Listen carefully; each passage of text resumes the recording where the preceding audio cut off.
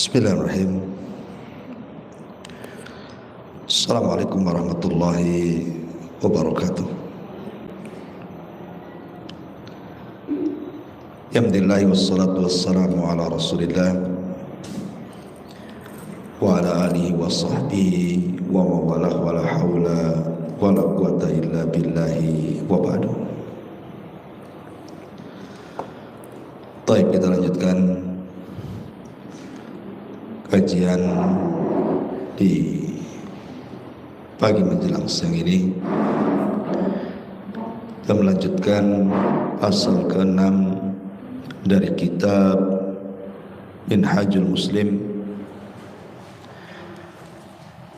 karya besar Syekh Abu Bakar Jabir Al-Jazairi rahimahullahu ta'ala. Dan kita masuk pada bab adab terhadap sesama makhluk. Kemudian pada bab ini ada beberapa subtema, di antaranya bab kepada kedua orang tua,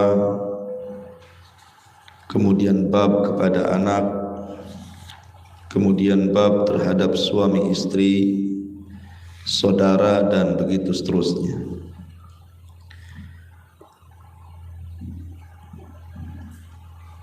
Di sini yang pertama yang kita akan bahas dari adab terhadap sesama makhluk adalah adab terhadap kedua orang tua.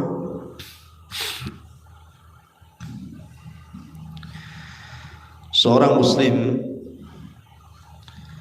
percaya akan adanya hak kedua orang tua terhadap dirinya,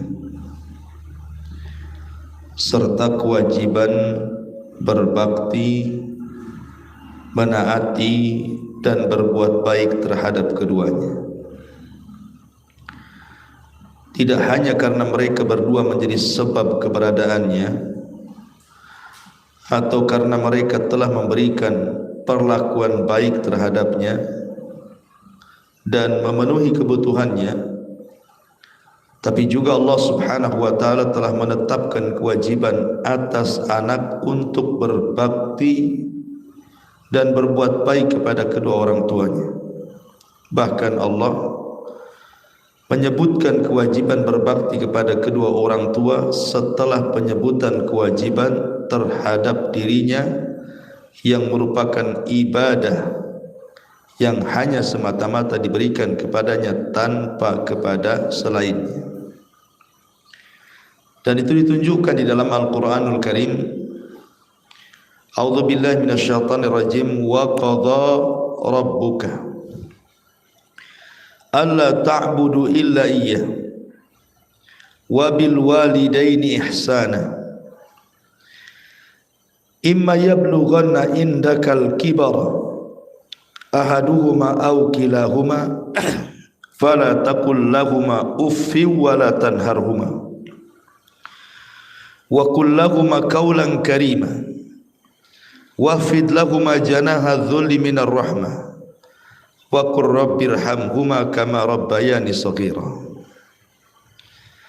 Dan Rabbmu telah memerintahkan supaya kamu jangan menyembah selain Dia, dan hendaklah kamu berbuat baik kepada ibu bapakmu dengan sebaik-baiknya. Jika salah seorang di antara keduanya atau kedua-duanya sampai berumur lanjut dalam pemeliharaanmu, maka sekali-kali janganlah kamu mengatakan kepada keduanya perkataan dan jangan kamu membentak mereka. Dan ucapkanlah kepada mereka perkataan yang mulia, dan rendahkanlah dirimu terhadap mereka berdua dengan penuh kasih sayang. Dan ucapkanlah, wahai Rabbku, kasihanilah mereka berdua sebagaimana mereka berdua telah mendidik aku sejak kecil. Baik. Ma'asyiral muslimat yang dimuliakan Allah Subhanahu wa taala. Kita tahu bahwa Islam ini tegak di atas rahmat. Nabi yang diutus kepada kita itu nabi yang penuh dengan rahmat, kasih sayang. Agama yang kita peluk juga agama yang penuh dengan kasih sayang. Wa ma arsalnaka illa rahmatan lil alamin. Tidaklah kami utus engkau wahai Muhammad kecuali dalam rangka membawa kasih sayang kepada manusia. Lah dalam bentuk kasih sayang itu adalah seorang anak berbuat baik kepada orang tua. Itulah bentuk bagaimana Islam ini mengajarkan kasih sayang. Sampai ada satu kisah yang diceritakan oleh seorang syekh. Kisah ini sangat masyhur, di mana ada seorang dokter kalau tidak salah di Inggris gitu ya. Jadi ada pasien seorang wanita muslimah. Pasiennya itu seorang wanita muslimah, terbaring, seorang ibu, dan sudah lama terbaring. Kemudian ada seorang wanita yang disangka anak perempuannya yang setiap hari merawatnya. Setiap hari merawatnya. Sehingga kemudian sang dokter ini heran. Akhirnya bertanya, siapa sebenarnya kamu dan siapa sebenarnya dia? Maka wanita yang salihah ini mengatakan, sesungguhnya orang yang kurawat itu adalah mertuaku, bukan ibuku. Kemudian sang dokter melihat bahwa kok bisa bukan ibunya tapi dirawat. Itu kan ibu daripada suaminya, berarti bukan ibunya langsung. Kemudian wanita ini mengatakan, aku harus merawatnya karena dia adalah ibu daripada suamiku.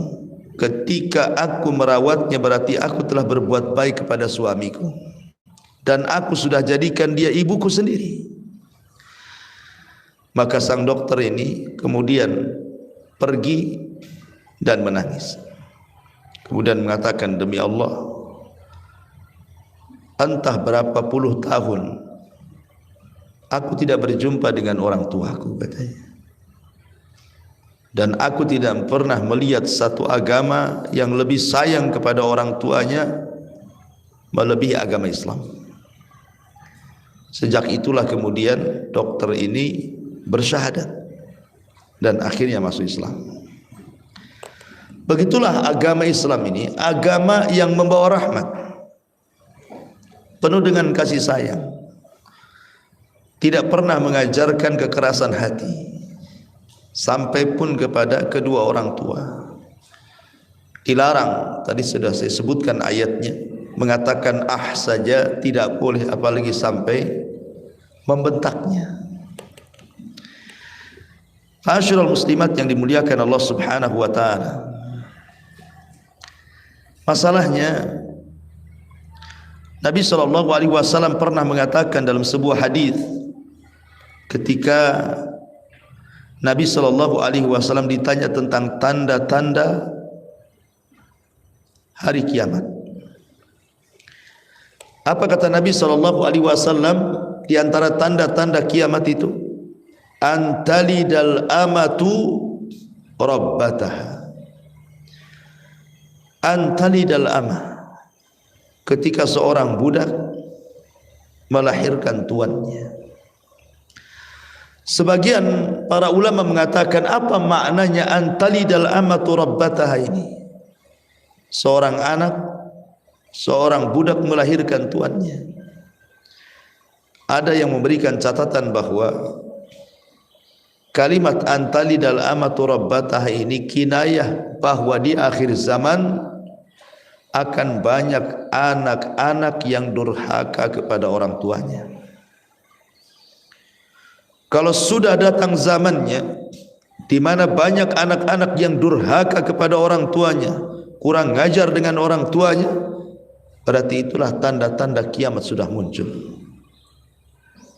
Dan sadaqa Rasulullah, sungguh benar ucapan Nabi sallallahu alaihi wasallam. Hari ini kita dapati betapa banyak anak-anak yang mereka durhaka dengan orang tuanya. Ma'asyiral muslimin, muslimat yang dimuliakan Allah Subhanahu wa taala. Kalau kita melihat riwayat-riwayat di dalam hadis yang dicantumkan dalam kitab ini, kita tidak akan baca semua, kita akan ambil acak saja. Seperti umpamanya Allah Subhanahu di sini Nabi sallallahu alaihi wasallam bersabda, "Ala unabbiukum bi akbaril kabair?" Qalu, "Bala ya Rasulullah." Qala al-isyraku billahi wa uququl walidain. Kata Nabi SAW, maukah kalian aku beritahukan tentang dosa besar yang paling besar? Para sahabat menjawab, tentu wahai Rasul. Maka beliau mengatakan, mempersekutukan Allah dan durhaka terhadap kedua orang tua. Lihat, Allah Subhanahu wa taala letakkan durhaka kepada orang tua jatuh setelah kesyirikan kepada Allah Subhanahu wa taala. Sebagaimana perintah berbuat baik kepada orang tua jatuh setelah perintah mentauhidkan Allah Subhanahu wa taala. Apa maknanya? Maknanya bahwa birrul walidain adalah amalan tertinggi setelah tauhid.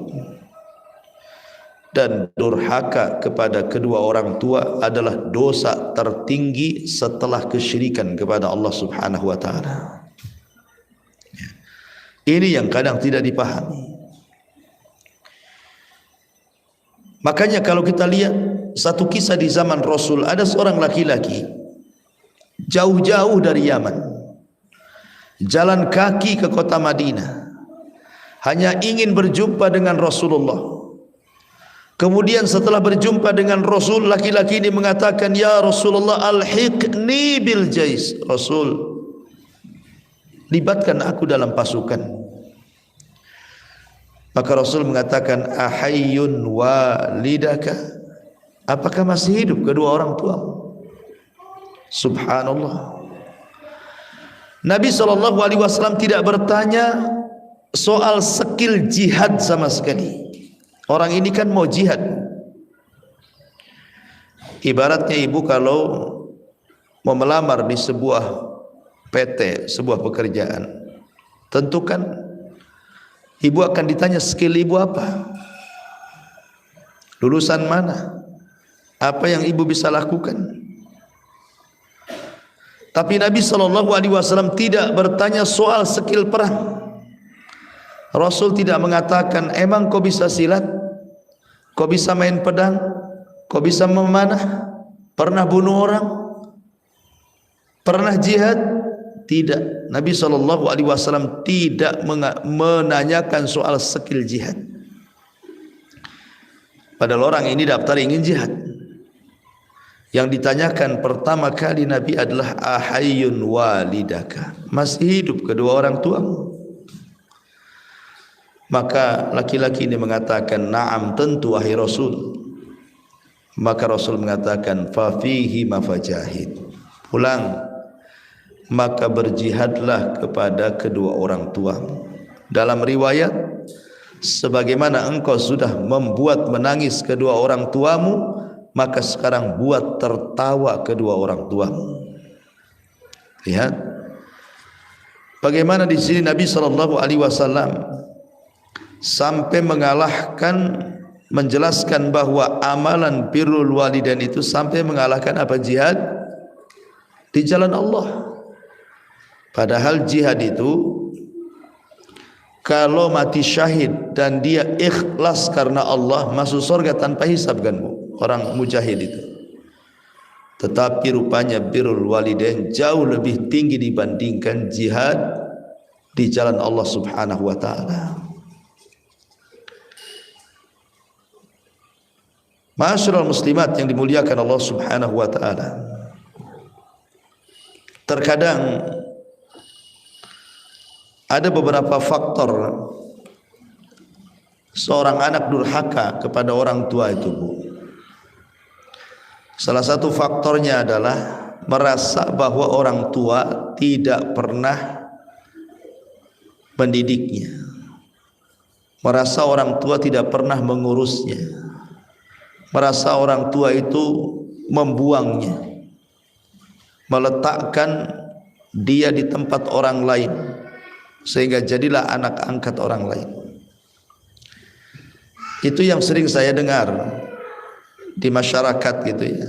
Ketika saya menjelaskan tentang pentingnya birrul walidain, ada pertanyaan, Ustaz, gimana saya akan berbuat baik kepada orang tua sementara saya dibuang sama orang tua saya, diletakkan di panti asuhan?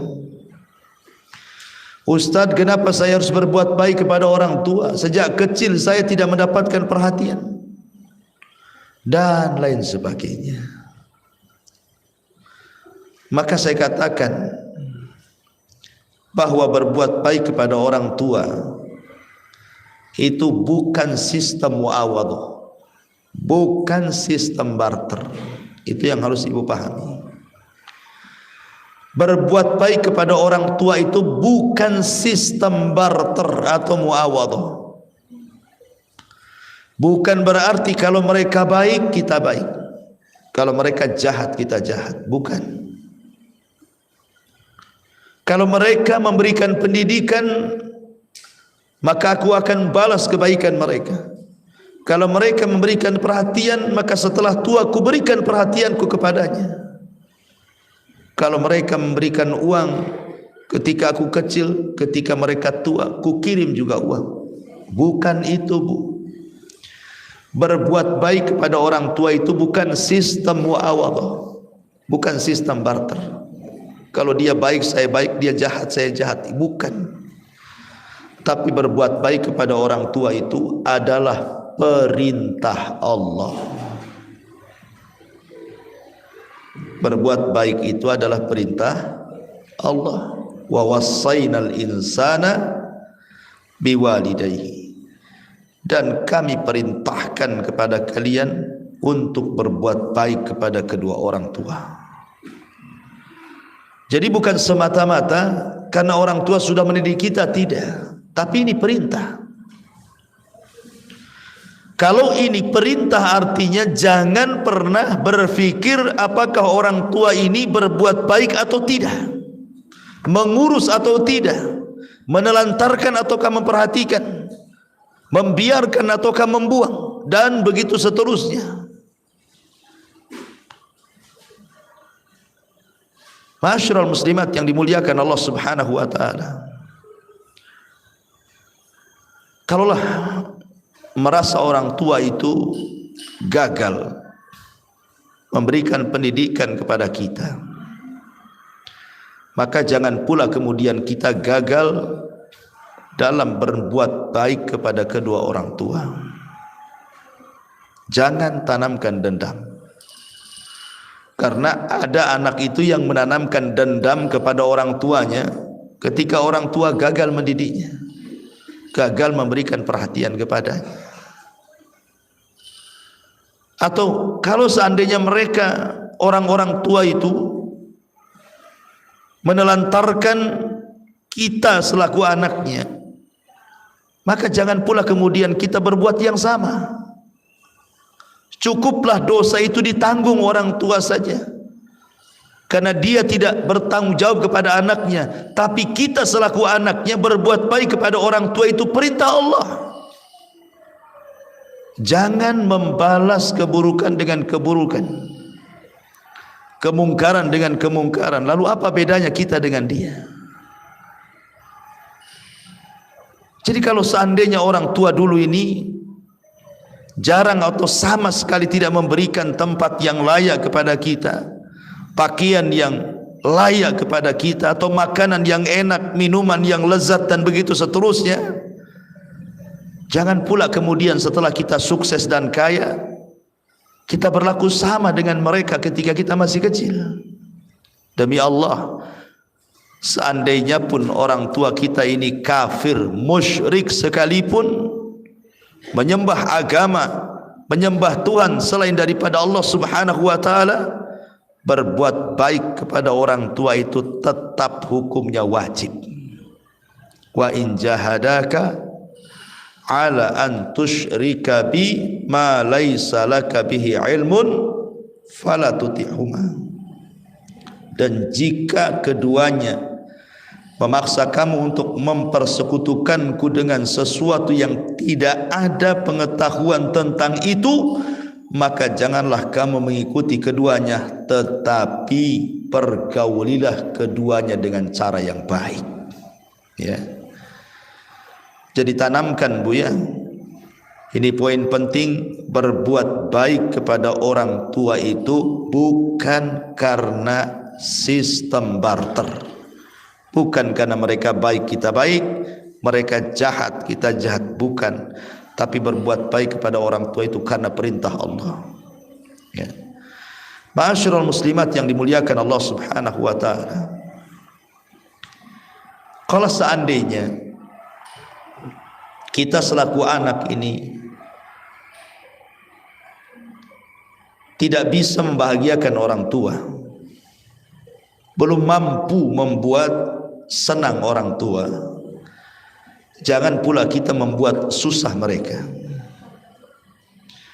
Atau kalau kita belum mampu membuat orang tua tertawa, jangan pula kemudian kita membuat mereka menangis.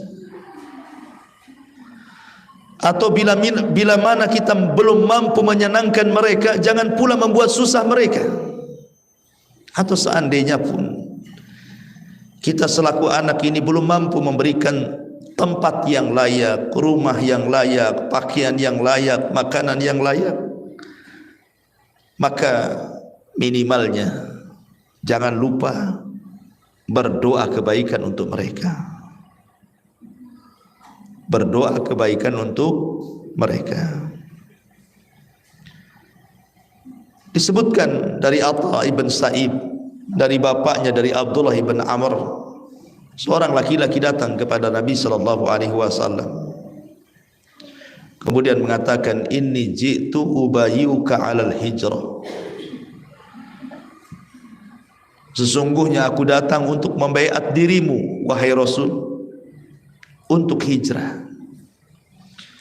Walaqad taraktu abawayya yabkiyan, dan sungguh aku telah meninggalkan kedua orang tuaku menangis.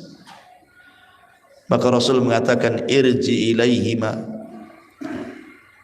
pulanglah kepada kedua orang tua, fa'adhik huma kama abqaituma, buat keduanya tertawa sebagaimana engkau telah membuat keduanya menangis. Ma'asyiral muslimat yang dimuliakan Allah Subhanahu wa taala, terkadang banyak anak-anak ini, kalau saya ibaratkan itu seperti kacang lupa kulitnya. Kalau seandainya kita mengingat-ingat ya Bu ya, saya, ibu atau siapapun lah, ingatlah dulu waktu masih kecil kan. Masih kecil, kita ini dulu masih kecil. Dan ibu pasti merasakan yang pernah punya anak gitu ya. Bagaimana susahnya orang tua itu mendidik anak, merawat anak dari kecil, dari bayi itu susah sekali kan gitu. Sampai di antara mereka tidak nyenyak tidur, menahan lapar, menahan rasa sakit, terkadang menghilangkan malu, meminjam uang untuk supaya anaknya tetap bertahan hidup, dan lain sebagainya. Bahkan sebagian orang tua itu berani berbohong untuk anaknya. Anaknya bilang, bagaimana kondisimu ibu? Dia mengatakan baik-baik saja. padahal dia sedang sakit, hanya untuk menyenangkan anaknya. Ada sebagian orang tua itu sampai ke taraf seperti itu, membohongi anaknya. Lah itu untuk siapa kalau bukan untuk anak-anaknya? Makanya kemudian ada anak-anak itu yang tidak paham perjuangan orang tua, padahal satu hentakan napasnya saja ketika dilahirkan atau melahirkan anaknya itu tidak bisa dibalas kebaikannya tuh. Sebagaimana ada seorang laki-laki yang menggendong ibunya saat pergi umroh atau haji. Dia tawaf, dia gendong ibunya, dia sa'i, dia gendong ibunya sampai selesai manasik. Dia gendong ibunya. Apabila ibunya buang hajat di gendongannya, maka dia bersihkan tanpa melihat auratnya. Seperti itu seorang anak kepada ibunya. Terakhir dia datang kepada Abdullah ibn Umar dan mengatakan, wahai Abdullah ibn Umar, cukupkah aku berbuat baik kepada orang tuaku? Maka Abdullah ibn Umar mengatakan, satu hentakan nafas ibumu saat melahirkan kamu itu tidak bisa dibalas dengan apapun. Engkau belum berbuat baik banyak kepada orang tuamu. Sampai satu hentakan nafas saja tidak bisa diimbangi dengan ibadah seperti itu, gitu ya. Saking besarnya pahala yang dimiliki orang tua kepada kita. Makanya banyak anak-anak yang kadang-kadang lupa kepada orang tuanya, apalagi sudah sukses, sudah berumah tangga. Terkadang di antara mereka tidak mau merawat orang tuanya.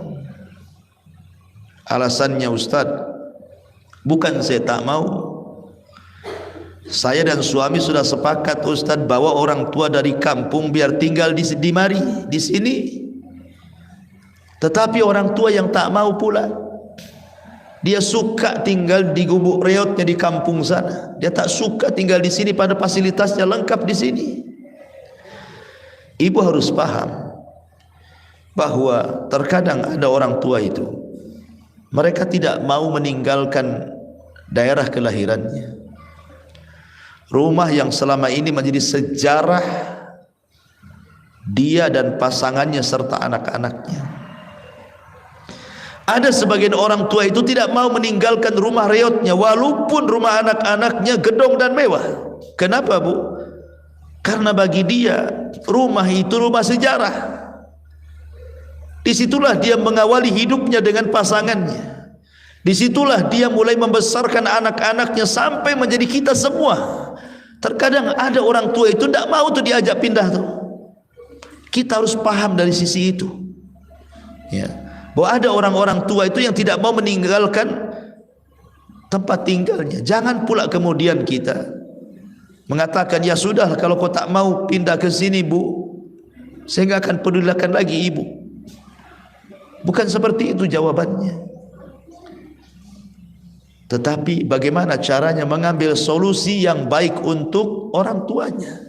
Bagaimana caranya? Apakah kita harus bolak-balik menjenguknya, terus membujuknya, memberikan apa yang dikehendakinya dan begitu seterusnya? Kan ada cara lain, ya. Bukan berarti kemudian ketika dia tidak mau, kita pula kemudian memutuskan silaturahim dengan kedua orang tua. Ma'asyiral muslimat yang dimuliakan Allah Subhanahu wa taala, karena begini, Bu, ya. Okelah, syariat Islam sudah jelas bahwa berbuat baik kepada seorang ibu 3 kali lipat dibandingkan berbuat baik kepada seorang ayah. Karena jasa seorang ibu itu, dia mengandung, dia menyusui, dan dia pula yang melahirkan. Mengandung, melahirkan, menyusui ini perkara berat. Makanya Rasul mengatakan, ummuka ummuka ummuka summa abuk. Ibumu, ibumu, ibumu, kemudian bapakmu. Karena 3 sebab itu, mengandung, melahirkan, dan menyusui. Tetapi bukan berarti seorang ayah ini tidak berperan dalam kehidupan besarnya anak-anak. Tetap ayah juga berperan berat. Kalau saya boleh analogikan begini, Bu. Ada orang kaya di Batam. Anggaplah orang nomor 1 lah di Batam ini, kaya raya. Ibu pernah dengar ada orang kaya memberikan makan kepada orang lain yang tidak ada hubungan dengan dia setiap hari minimal 3 kali. Pagi dikasih makan, siang dikasih makan, sore dikasih makan. Kemudian juga dibelikan pakaian, kemudian diberikan perhatian. Sekaya apapun, Bu, tidak ada ceritanya dia merawat anak orang lain, memberi makan 1 hari 3 kali, dan dia merasa ikhlas, tidak pernah bosan, kecuali seorang ayah kepada anaknya. Kecuali seorang ayah kepada anaknya, tidak akan pernah bosan. Mau anaknya jengkelin, mau anaknya buat dia merana susah, tetap saja dia akan tanggung jawab. Tentu kita bicara ayah-ayah yang waras ya, karena ada juga ayah tak waras gitu ya. Artinya bahwa peran seorang bapak pun sangat besar ya dalam keluarga setelah ibu. Oleh karena itulah maka berbuat baik itu bukan sekedar kepada ibu saja, tetapi juga kepada ayah dan ibu, karena dialah yang mencari nafkah untuk hidupnya kita sehingga kita menjadi besar sampai jadi seperti ini. Ma'asyiral muslimat yang dimuliakan Allah Subhanahu wa taala. Lalu apa amalan yang paling penting dari amalan-amalan yang dianggap bahwa amalan itu adalah bagian birrul walidain yang paling tinggi dalam Islam? Maka yang paling penting dalam birrul walidain itu, Bu, ya, jaga perasaan orang tua. Itu yang paling penting. Jaga perasaan orang tua. Karena ada anak yang tak tahu diri, anak error bahasa kitanya. Dia sudah rumah tangga, tapi kalau ada masalah masih ngadu pula sama orang tuanya. Itu anak-anak error. Dia tidak bisa menghadapi masalah dan menyelesaikan masalah sendiri. Jangan libatkan orang tua kepada masalah Anda. Ini orang tua ini hatinya sudah tenang, sudah nyaman. Tiba-tiba ibu pula datang kepada orang tua, diceritakan pula rumah tangga ibu. Yang tadinya tidak punya pikiran, akhirnya kepikiran. Itu sama dengan ibu membebankan sesuatu kepada perasaan orang tua. Jangan, Bu. Jangan sampai kemudian menyusahkan perasaan orang tua. Saya contohkan satu kisah. Di dalam Al-Quranul Karim, ketika Allah menceritakan tentang kisah Nabi Yusuf, wa rafa'a abawaihi 'alal arsy wa kharru lahu sujjada. Wa qala ya abati hadha ta'wil ru'yaya min qablu qad ja'alaha rabbi haqqan wa qad ahsana bi id akhrajani minas sijni wa ja'a bikum minal badwi min ba'di an nazagha syaitan baini wa baina ikhwati inna rabbi latifun liman yasha innahu huwal alimul hakim. Dan dia pun, maksudnya Nabi Yusuf, menaikkan kedua orang tuanya ke atas singgasananya setelah diboyong dari Palestina ke Mesir. Dan mereka semuanya tunduk sujud kepada Yusuf. Kemudian Yusuf berkata, wahai ayahku, inilah takwil mimpiku yang dulu pernah kuceritakan.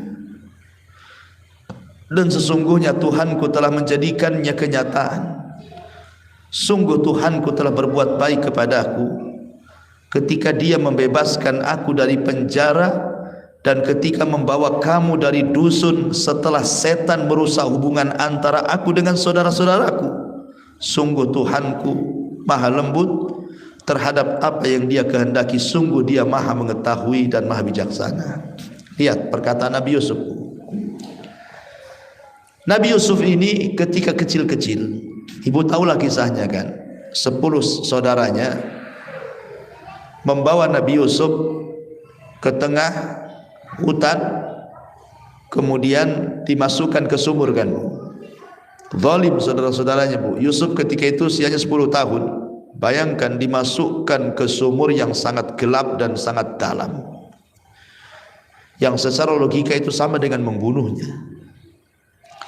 Tetapi Allah takdirkan ada pula yang mencari air kemudian menjulurkan tali timbanya, tiba-tiba Yusuf pun meraihnya dan bisa diselamatkan. Rupanya para pedagang dibawa ke Mesir, dijadikan budak kemudian dijual. Singkat cerita Yusuf jadi orang besar dan sukses. Ketika Nabi Yusuf kemudian memboyong keluarganya ke Mesir, Nabi Yusuf loh tidak menceritakan bagaimana kurang ajar saudaranya kepadanya di hadapan Yakub, supaya menjaga perasaan ayahnya Yakub dan ibunya. Sehingga Nabi Yusuf hanya mengatakan bahwa setanlah yang telah rusak, atau setanlah yang telah merusak hubungan antara aku dengan saudara-saudaraku. Nabi Yusuf menyalahkan setan. Setanlah yang telah merusak hubunganku dengan saudaraku, sehingga aku terpisah dengan mereka. Nabi Yusuf tidak menceritakan kejahatan saudaranya kan. Kenapa? Demi menjaga perasaan Nabi Yakub. Inilah caranya berbuat baik kepada orang tua. Yang pertama, jaga perasaan. Jaga perasaan. Jangan sampai kemudian seorang anak itu merasa lebih cerdas dibandingkan orang tuanya, merasa kaya di hadapan orang tuanya, merasa berwawasan tinggi di hadapan orang tuanya, merasa memiliki jabatan tinggi di hadapan orang tuanya, sehingga ada anak itu yang kadang-kadang membanggakan pakaian detailnya di hadapan orang tuanya. Bu, orang tua itu, ibu sudah tahulah, karena ibu juga orang tua. Orang tua itu tidak peduli dengan anak. Dengan pangkat anak lo orang tua tidak peduli. Ya, kalau memang anaknya sukses senang gitu saja. Orang tua manapun, mau anaknya dokter, mau anaknya pilot, mau anaknya jenderal, mau anaknya menteri, mau anaknya jadi apapun, kadang-kadang sebagian orang tua tidak peduli. Orang tua itu yang peduli adalah bahwa kita itu anaknya, itu saja. Orang tua itu hanya tahu kita anaknya. Dia tidak peduli dengan pangkat dan jabatan siapapun dari anak-anaknya. Karena percuma juga kalau seandainya anaknya sukses kemudian kurang ajar kepada orang tuanya, sakit hatilah orang tuanya. Setinggi apapun pangkatnya, orang tua tidak akan mengakuinya. Itu kalau sudah sakit hati, Bu. Tapi kalau anaknya baik, masih baik dengan orang tuanya, maka orang tua pasti hanya mengakui bahwa engkau itu anakku. Dia akan cerita ke tetangganya bagaimana anaknya. Masyarul muslimat yang dimuliakan Allah Subhanahu wa taala. Makanya tidak boleh seorang anak itu kemudian kurang ajar di hadapan orang tua dengan menonjolkan kecerdasannya, pangkatnya, kekayaannya. Tapi Allah katakan wahfid lahuma janahadzulli minar rahmah. Rendahkan dirimu terhadap keduanya dengan penuh kasih sayang. Ingat, kasih sayang orang tua, menyayangi orang tua, terkadang dilupakan banyak anak. Ingatnya, menyesalnya setelah kedua orang tua itu pergi. Setelah orang tuanya sudah meninggal, barulah kemudian dia terpikir, menyesal kenapa ketika masih hidup kok tidak bisa melakukan kebaikan. Ingat bahwa penyesalan itu ada di akhir. Kalau Allah Subhanahu wa taala takdirkan orang tua kita masih ada, itulah jalan satu-satunya ke surga. Kalau seandainya sudah tidak ada pun, bukan berarti terputus berbuat baik kepada orang tua. Tetap berbuat baik kepada mereka. Maka kalau Allah Subhanahu wa taala takdirkan ada di antara kita yang masih hidup orang tuanya, maka kesempatan emas itulah surga di hadapan kita. Ada seorang ulama namanya Hasan Al-Basri rahimahullahu taala. Ketika dia berada di majelis taklim, dia menangis. Kemudian ditanya, "Wa mayubkika ya Imam? Apa yang membuat Anda menangis wahai Imam?" Maka Imam Al-Basri mengatakan, "Waihaka, celaka engkau. Kemarin aku punya 2 pintu yang mengarahkan aku ke surga. Sekarang 1 pintu sudah tertutup dan tinggal 1. Maknanya kemarin masih ada 2 orang tuaku yang masih hidup, sekarang sudah tinggal 1 yang masih hidup." Disebutkan kalau kita melihat ulama salaf, ada namanya Haywah ibn Shuraih. Siapa bu? Haywah ibn Shuraih. Haywah ibn Shuraih ini seorang ulama muhaddits. Banyak murid-muridnya dari mana-mana datang karena dia seorang ahli hadis, ulama dunia. Kalau dia buat halaqah untuk manusia itu ribuan jumlahnya yang datang kepadanya untuk belajar hadis. Tiba-tiba suatu hari Shuraih ini, Haywah ibn Shuraih ini sedang mengajar di hadapan murid-muridnya. Tiba-tiba datang ibunya, Bu. Ibunya ini ada agak sedikit gila dan mengatakan, "Kum ya Haywah fa'alki syair lidajjaj." "Hei Haywah, ikut aku," kata ibunya. Kata Haywah, "Untuk apa, Bu?" "Ambilih gandum-gandum yang ada di tanganku, lemparkan ke ayam-ayam di belakang rumah itu." Jadi ibunya ini, padahal sudah jelas Haywah sedang ngajar, Bu. Santrinya di mana-mana. Tiba-tiba ibunya datang, nyuruh ngasih makan ayam. Kan ngasih makan ayam kan gak susah kan, Bu ya? Cuman ambil beras, lempar, selesai. Tapi karena ibunya ini ada masalah dengan kejiwaannya, dia datang ke masjid. Haywah sedang ngajar, murid-muridnya ribuan, tiba-tiba mengatakan, "Hai Haywah, ayo ikut ibu," katanya. "Kita kasih makan ayam." Maka Haywah mengatakan kepada murid-muridnya, "Panggilan ibuku wajib, tapi aku mengajar kalian tidak wajib hukumnya. Maka bagaimana kalau seandainya kita tunda dulu kajian ini? Saya akan bantu ibuku memberi makan ayam-ayamnya, baru saya akan kembali untuk mengajar kalian." Lihat bagaimana seorang Haywah bintu Shuraih memberikan pelajaran kepada kita tentang birrul walidain. Bahkan ada seseorang bertanya kepada Abdullah ibn Abbas radhiyallahu anhuma dan mengatakan, "Wahai Abdullah ibn Abbas, aku sudah nazar untuk perang melawan orang-orang Romawi, menjadi tentara kaum muslimin. Masalahnya kedua orang tuaku melarang aku.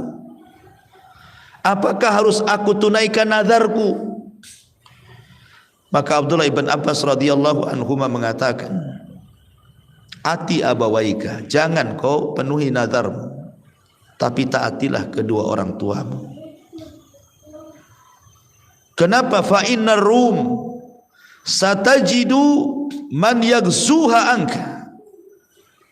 Karena Romawi tetap akan diperangi orang-orang selain kamu. Masih banyak yang daftar perang selain kamu. sebaiknya kau pulang, berbuat baktilah kepada kedua orang tua. Lihat sahabat Abdullah bin Abbas radhiyallahu anhu. Bahkan pernah ditanya Abdullah bin Abbas juga soal seorang laki-laki yang membunuh seorang wanita. Dia mengatakan, wahai Abdullah bin Abbas, aku ini tertarik dengan seorang wanita. Aku pinang dia, dia tolak pinanganku. Tiba-tiba orang lain pinang, dia pula terima pinangannya. Ku sakit hati, ku ambil pedang, ku bunuh wanita itu supaya tidak menjadi milik dia dan juga tidak mendapatkan diriku. Ketika aku membunuh wanita itu, aku menyesal, wahai Abdullah bin Abbas. Apa amalan yang bisa menebus dosaku ini? Maka Abdullah bin Abbas radhiyallahu anhu mengatakan, kau punya kedua orang tua? Kau punya kedua orang tua? Dia mengatakan tidak ada. Kau punya bibi? Ya, kalau begitu berbuat baiklah kepada bibimu, karena bibi itu sama dengan orang tua. Kemudian atau Urwah atau siapa gitu ya, mengatakan, Ibnu Abbas, orang ini bertanya sudah membunuh, kenapa kau jawab kamu punya orang tua? Apa nyambungnya? Orang ini tanya mau tobat, kau tanya pula tentang orang tuanya. Apa hubungannya dosa membunuh dengan orang tua itu? Maka Abdullah bin Abbas mengatakan, demi Allah, aku tidak pernah melihat ada amalan yang lebih mulia dibandingkan berbuat baik kepada kedua orang tua. Dan Allah berfirman, innal hasanat yudhibnas sayyiat, bahwa kebaikan itu bisa menghapuskan keburukan. Dan aku tidak pernah melihat ada kebaikan setinggi birrul walidain. Ma'asyiral muslimat yang dimuliakan Allah Subhanahu wa taala. Kemudian juga dikisahkan oleh Abu Hanifah, Bu. Siapa yang tidak kenal Abu Hanifah, Bu? Imam madhab. Tapi ibunda Abu Hanifah itu, dia suka dengan seorang syekh dari muridnya Abu Hanifah, karena dia seorang wa'id, seorang penceramah handal, tukang memberikan nasihat gitu ya. Sehingga kemudian dikatakan kepada Abu Hanifah, wahai Abu Hanifah, ibu punya soalan, bisakah kau tanyakan kepada si Anu, Syekh Anu tuh katanya.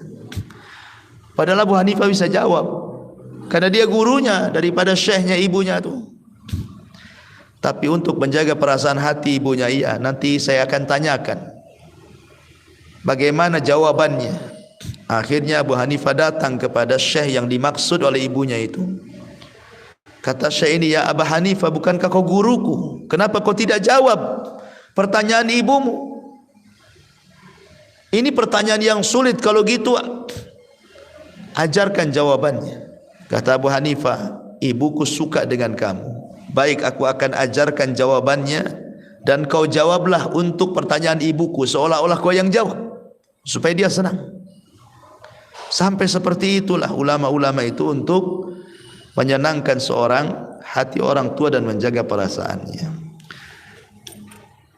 Wallahu alam.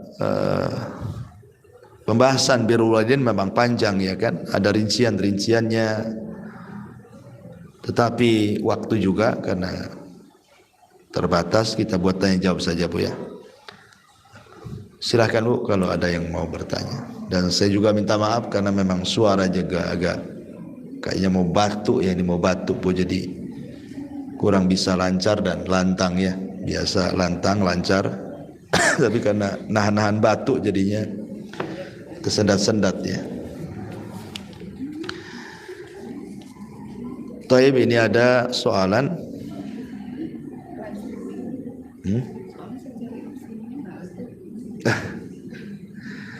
Assalamualaikum warahmatullahi wabarakatuh. Afwan Ustaz, ada fenomena kejadian ibu membunuh anak atau sebaliknya, anak yang membunuh orang tuanya, naudzubillah. sebenarnya apa yang terjadi dengan kejadian-kejadian di atas? Dalam kondisi apa sehingga seseorang itu terbujuk atau terpengaruh dengan bisikan-bisikan jahat tersebut? Yang kedua, ana sering menjadi tempat curhat dari seorang ibu usia 85 tahun. Anak ibu ini laki-laki tetangga.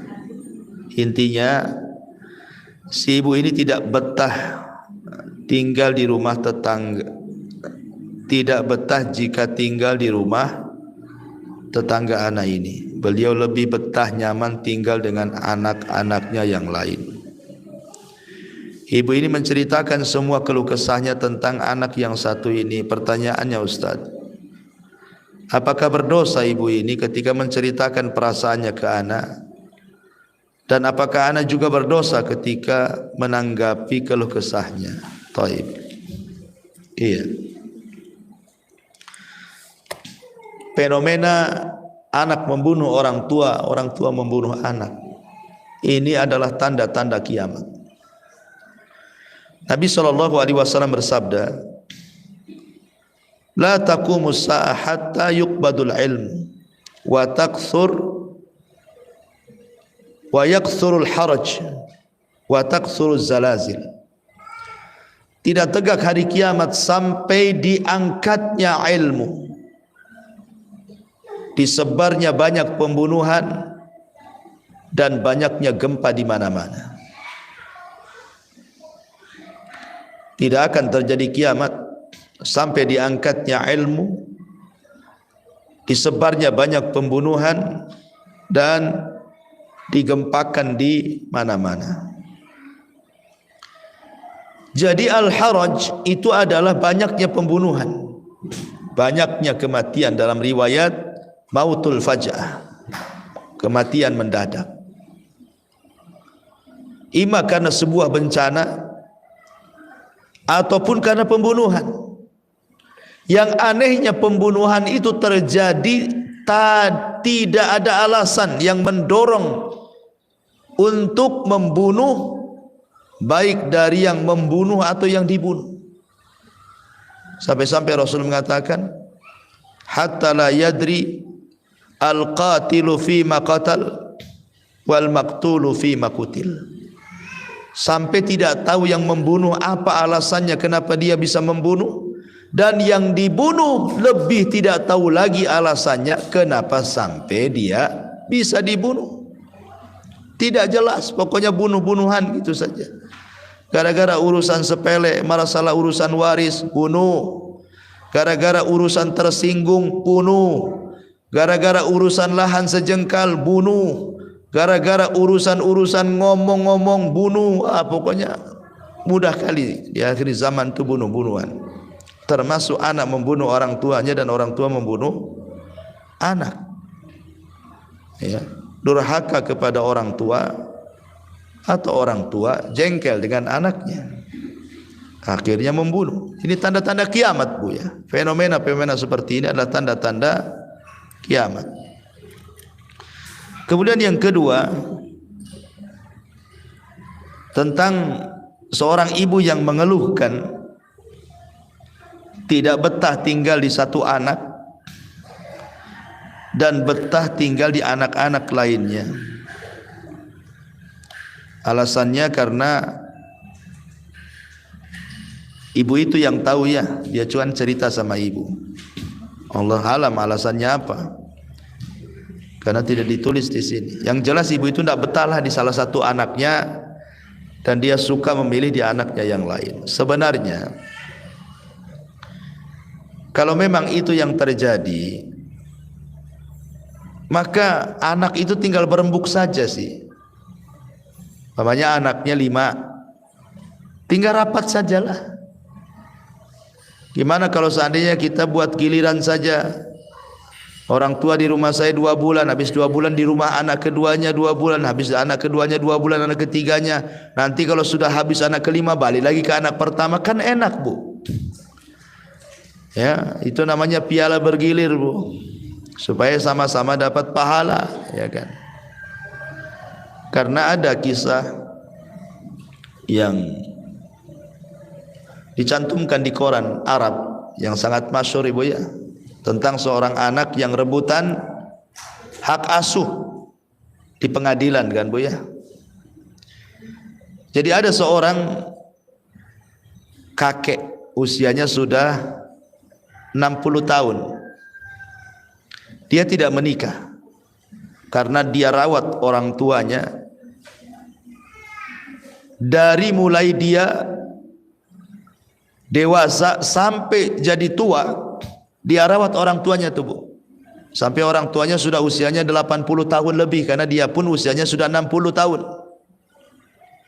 Dia rela tidak mau nikah karena ingin berbuat baik kepada orang tuanya tuh. Subhanallah Bu, ada anak muda rela tidak mau nikah karena dia rawat orang tuanya, mulai dari muda sampai tua, sampai dia usianya 60 tahun, orang tuanya sudah 80 tahun lebih. Jadi suatu ketika adik daripada kakek ini masih muda, usianya 40 tahunan. Otomatis kan tenaganya masih kuat, pekerjaannya pun masih layak. Dia ingin mengambil orang tuanya, gantianlah. Dia mengatakan sama abangnya, "Bang, kamu kan sudah tua, pun sudah lama orang tuamu sama kamu. Gantianlah biar adik yang rawat orang tua kita ini. Adik kan lebih kuat lagi tenaganya, usahanya dan begitu seterusnya. Gantianlah, kau sudah cukup menyenangkan orang tuamu." Kakaknya enggak mau dan mengatakan boleh, tapi syaratnya nunggu aku mati katanya. Tunggu aku mati dulu, baru kau ambil orang tuaku. Subhanallah. Akhirnya adiknya maksa, kakaknya tak mau. Adiknya maksa, kakaknya tak mau. Akhirnya datang ke pengadilan dan hakim diminta untuk memberikan putusan mana yang berhak untuk mengambil orang tuanya, si kakaknya atau si adiknya.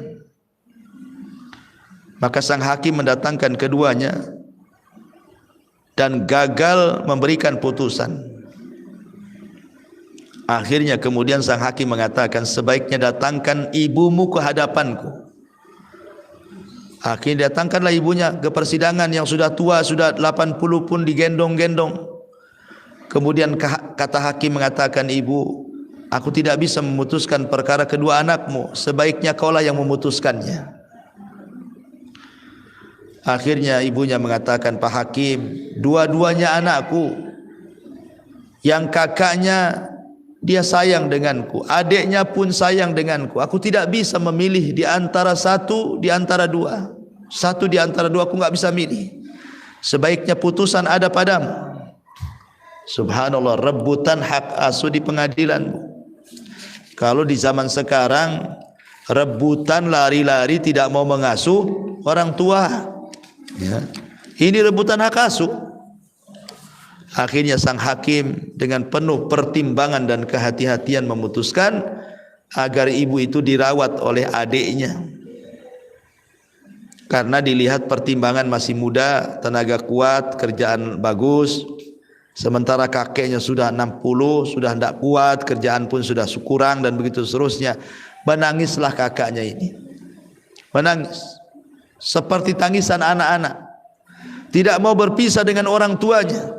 Karena dia yang merawat dari ketika semenjak dia remaja, dewasa sampai tua, dia tidak pernah meninggalkan ibunya. Tiba-tiba harus berpisah ke tangan adiknya, menangis dia. Akhirnya dia pun terserang penyakit dan meninggal sebab itu. Innalillahi wa inna ilaihi rajiun. Taib, kemudian ya apakah kemudian kalau ibu mendengarkan keluh kesahnya ibu berdosa, apakah juga kalau seandainya ibu bisa gitu ya, ya ibu minta redhonya kepada ibu yang menceritakan itu, bahwa ibu siap mendengarkan dan siap untuk tidak menyebarkan. Karena terkadang namanya cerita itu kan ada aibnya Bu ya. Maka kalaupun harus bercerita yang baik-baik, jangan yang jelek-jelek. Dan ibu itu nggak boleh kalau dia ceritakan anak-anaknya yang lain, tidak boleh. Orang tua itu tidak adil dengan anak-anaknya. Kalau dia tidak suka dengan anak-anak yang lain, jangan ceritakan kepada orang. Karena bagaimanapun kan kesalahan dia yang mendidiknya kok. Sekarang udah gede-gede, kemudian disalahkan pula satu anak dengan yang lainnya. Itulah gunanya sifat adil orang tua. Baru terasa ketika sudah tua, anaknya yang satu cinta, yang satu tidak. Ya. Jadi tidak boleh secara hukum tidak boleh orang tua menceritakan anak-anaknya ke orang lain yang tidak ada hubungannya lah. Ghibah kan.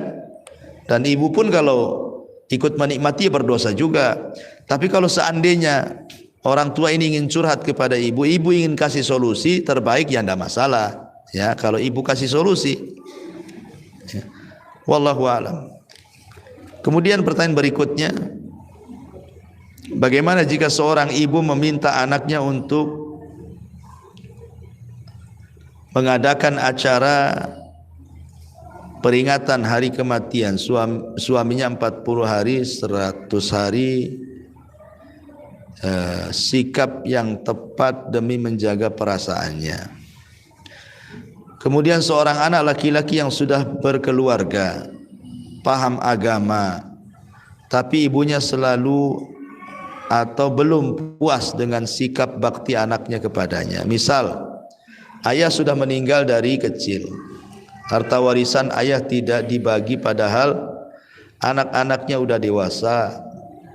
Tapi demi menjaga perasaan ibu, anak tidak berani mengusiknya. Apakah sikap anak sudah dikatakan berbakti, atau ada yang belum bersyukur dengan sikap anak-anaknya seperti itu?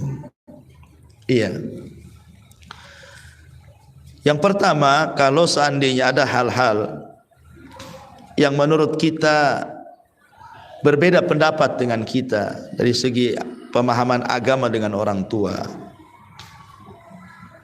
kalau itu masalah furu, masalah cabang, tidak perlu diramaikan, tidak perlu diperselisihkan. Tapi kalau itu masalah furu, masalah usul, masalah akidah yang tidak ada kemungkinan kebenaran itu dua, cuma satu, kita tentu harus berbeda dengan orang tua. Kalau sudah bicara akidah, tetapi berbuat baik kepada orang tua tetap. Ya, pamannya orang tua ini nyuruh kita untuk datang ke dukun. Ini jelas tidak boleh, jangan mau. Karena sudah bicara soal akidah kan Bu. Tapi walaupun kita menolak ajakan orang tua, berbuat baik kepada orang tua tetap. Ya, lihat masalah beda pendapat kita dengan orang tua itu dalam masalah apa? Kalau masalah furu, masalah cabang-cabang agama, ini kan perkaranya luas. Ulama berselisih gitu ya. Tapi kalau dalam cabang akidah yang kebenaran tidak mungkin kecuali satu, tidak mungkin berbilang, ya terpaksalah kita harus berseberangan dengan orang tua, tetapi sikap kita dengan orang tua tetap berbuat baik. Bahkan orang tua kafir saja berbuat baik gitu, apalagi dia muslim. Ya. Kemudian juga seorang anak laki-laki yang membiarkan warisan untuk orang tua, ya lihat maslahat madaratnya Bu. Lihat maslahat dan madaratnya. Kalau dengan meminta warisan itu madaratnya lebih besar dibandingkan maslahatnya, ya nunggu time lah, nunggu waktu. Tapi kalau seandainya maslahatnya lebih besar dibandingkan madaratnya, karena juga ahli waris yang lain juga butuh harta, ya cepat dibagi itu lebih baik dibandingkan lambat dibagi. Ya, wallahu a'lam. Saya kira cukup Bu ya. Sampai di sini. Mudah-mudahan ada manfaatnya. Subhanaka bihamdika asyhadu an la ilaha illa anta astaghfiruka wa atubu ilaik. Allah taala. Assalamualaikum warahmatullahi wabarakatuh.